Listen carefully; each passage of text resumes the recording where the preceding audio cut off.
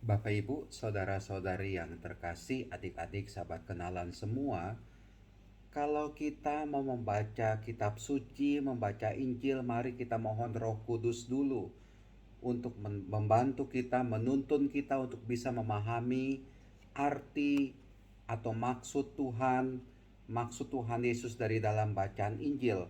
Seperti bacaan Injil pada hari ini, Senin 11 Juli 2022. Hari ini adalah peringatan Santo Benedictus dan bacaan Injil diambil dari Matius bab 10 ayat 34 sampai dengan bab 11 ayat 1. Kalau kita menangkap begitu saja secara letterleks dan kita terapkan tanpa menggunakan akal budi, tanpa bantuan terang Roh Kudus, maka bisa saja kita keliru mengartikannya.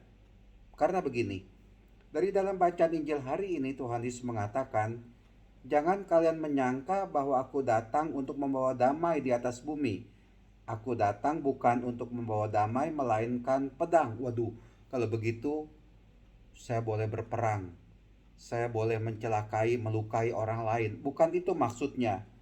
Kemudian dikatakan, "Sebab aku datang untuk memisahkan orang dari ayahnya, anak perempuan dari ibunya, menantu perempuan dari ibu mertuanya, dan musuh orang ialah seisi rumahnya."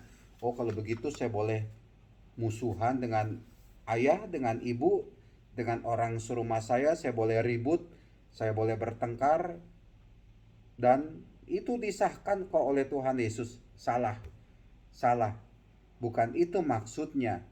Tetapi kalau kita baca perlahan-lahan selanjutnya, barang siapa mengasihi bapa atau ibunya lebih daripadaku, ia tidak layak bagiku.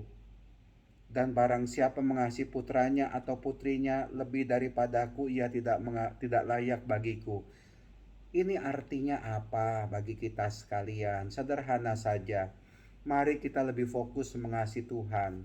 Apakah kalau saya sudah mengasihi Tuhan, saya sudah menyerahkan hidup saya ke dalam tangan Tuhan, maka relasi saya dengan orang tua saya putus? Saya sudah jadi romo. Kadang-kala umat bertanya, bagaimana romo kalau jadi romo itu masih boleh mengunjungi orang tua? Enggak. Masih boleh pulang ke rumah? Enggak. Jawabannya adalah tetap boleh. Cinta kasih saya kepada orang tua saya tetap ada dan tetap berlanjut. Meskipun saya sudah jadi romo. Ketika saya masih frater juga, saya masih kontak dengan orang tua saya. Dulu ketika handphone belum ada, saya kerap kali tulis surat ke rumah saya. Meskipun saya tinggal di Seminari Wacana Bakti, saya kadangkala masih tulis surat ke rumah saya untuk orang tua, untuk mami papi saya. Relasi kasih itu tetap ada, terus ada, tetapi saya tetap di atas segala-galanya mengasihi Tuhan Yesus. Saya menyerahkan hidup saya, diri saya ke dalam tangan Tuhan Yesus. Saya tetap mengasihi mereka. Saya tidak bisa mengasihi mereka karena mereka melahirkan saya, membesarkan saya, dan ya, Tuhan Yesus mengajak saya juga untuk mengasihi mereka, tetapi jangan kita terlalu ter, terpikat erat kepada orang tua yang membuat kita tidak lagi bisa bebas. Begini, eh, mbok-mboken kalau orang Jawa bilang, masih manja-manjaan, masih manja kepada orang tua, tidak bisa berdikari, tidak bisa lepas dari orang tua, nempel terus kepada orang tua, itu juga tidak sehat.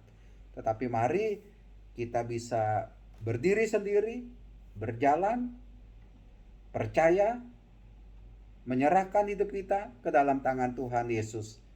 Orang tua itu penting, semuanya itu penting, tetapi juga kita lebih mementingkan Tuhan Yesus. Orang tua pun mesti kita kasihi, tetapi saya mau lebih mengasihi Tuhan Yesus. Ya, ya, saya pikir itu yang bisa menjadi bahan renungan bagi kita. Jangan melupakan Tuhan, percaya kepada Tuhan, serahkan orang tua kita ke dalam tangan Tuhan, biar Tuhan memberkati mereka semua. Tuhan pun memberkati kita semua yang percaya menyerahkan diri, mencintai Tuhan Yesus. Amin.